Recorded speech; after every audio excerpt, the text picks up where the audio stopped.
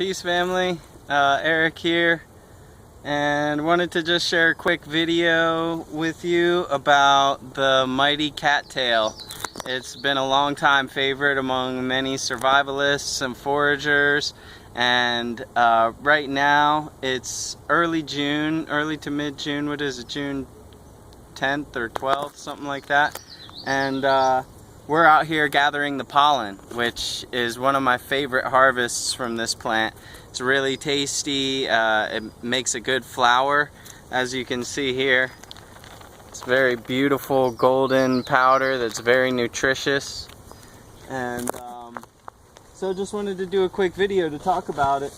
Right now, the cattails are producing their flowers, which are these really interesting spikes. The bottom part is the female part of the flower, and this top part with the golden pollen on it is the male part of the flower.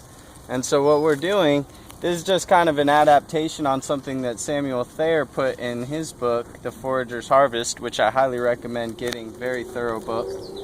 And we just take this and slide it into our Ziploc bag and shake as much of the pollen off as we can, and then we let the stalk go right back to work doing its thing.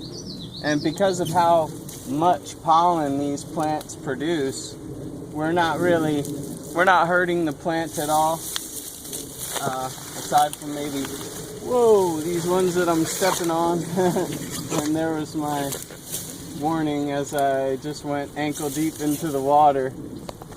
So it's definitely ideal to find cattails that are growing in kind of a ravine somewhere that it's not going to get your feet soaked. But you can see how much pollen just comes right off of there.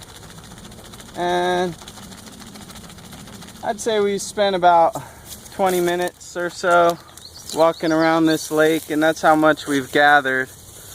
You can see there's lots of little creepy crawlies. You can also see this is what happens when you're harvesting cattail pollen and you step into the pond. So get out there and get you some cattail pollen. If you're in places further north than Maryland, you still have a little bit of a window. And if you're in places further south, you're just gonna have to wait till next year. Before we wrap up the video though, I do want to put in a quick plug that the roots are also edible and the shoots are also very delicious and a great source of water and juiciness on hot days. So in order to eat those, we just come over here to this cattail here, and we find the smallest shoot,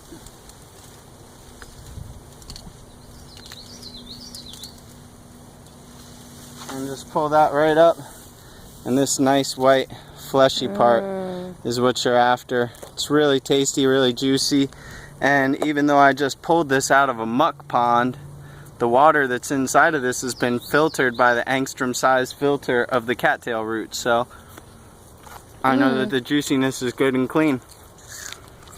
Tasty, yummy. Crisp. You can chop it up and put it in salad or use it in stir fries. And the roots I've never processed or messed around with. I hear it's quite laborious because you have to beat it up and boil it and strain it and separate the stuff that settles out from the stuff that floats. And I haven't gotten into it yet, but this is a mighty awesome plant, and I'm really grateful for the little bit of pollen that we've been able to gather, even though we're exceptionally late on the season. So yeah, get to loving the cattail, get out and do some foraging and make America green again. Love you, family. Whoop!